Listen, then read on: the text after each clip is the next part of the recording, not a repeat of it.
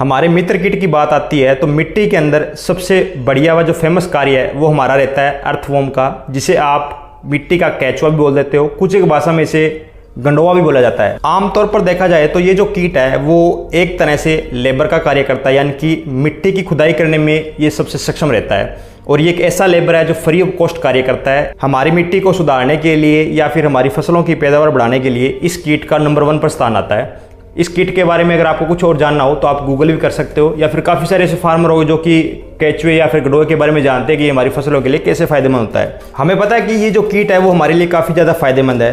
ये हमें फ़ायदा देता है, बदले में हम इसका नुकसान करते हैं। नुकसान कैसे करते हो, आज किसी एक छोटे से प्रैक्टिकल के बारे में जान लेते हैं। मैंने बेसिकली जब ये प्रैक्टिकल किया तो मुझको दुख बड़ा लगा, क्योंकि मैंने कुछ एक जो मित्र कीट है उनकी जान ली है। हो सकता है कि अगर आप इस वीडियो को पूरा देखते हो तो आने वाले समय के अंदर आप इन कीटों को बचा सकते हो और आपकी जो मिट्टी है वो बंजर होने से बच जाएगी। जैसा कि आप देख ही पा रहे हो, कुछ एक केंचुओं को मैंने एक बर्तन के अंदर निकाला हुआ है और अब मैं इसमें कुछ एक दाने जो है वो यूरिया के ऐड करता हूं, जिसे आप नाइट्रोजन के रूप में प्रयोग करते हो। तो जैसे ही हम इसके अंदर कुछ एक दाने जो है यूरिया के डालते हैं तो अचानक इन कीटों के अंदर एक अजीब तरह की जो हलचल है वो आपको दिखाई देती है। यूरिया के संपर्क में आते ही ये सभी के सभी जो केंचुए है वो मरने की कगार पर चले जाते हैं। मरने में ज़्यादा टाइम नहीं लगता, कुछ एक सेकंड के अंदर आप देखो कि इनके अंदर से पीले कलर का कुछ निकल रहा है, यानी कि ये इन्हें डैमेज कर रहा है। इनकी जो चमड़ी है उनको जो यूरिया है वो डैमेज कर रहा है। और आप बर्तन के दूसरे हिस्से की ओर देख रहे हो कि जहाँ पर कुछ दो दाने वो यूरिया के पड़े नहीं है या फिर वहाँ तक पहुँच नहीं पाए, तो वो जो कीट अभी तक वो जिंदा है, लेकिन आप ये नीचे वाले जो कीट देख रहे हो ये पूरे के पूरे मर जाते हैं। ये वीडियो बनाने का मेरा सिर्फ इतना ही मोटिव है कि कृपया करके आप अत्यधिक मात्रा में जो ये केमिकल रहित जो फर्टिलाइजर वगैरह है आप इन्हें ना यूज़ करें।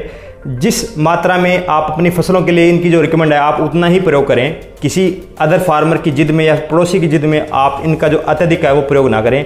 कुछ ही सालों में आपकी जो मिट्टी है वो बंजर होने वाली है। उसके बाद में आप चाहे एक ट्रॉली जो यूरिया है वो अपने खेत में डाल लेना, आपके यहाँ जो फसल है वो नहीं होने वाली। धन्यवाद किसान साथियों।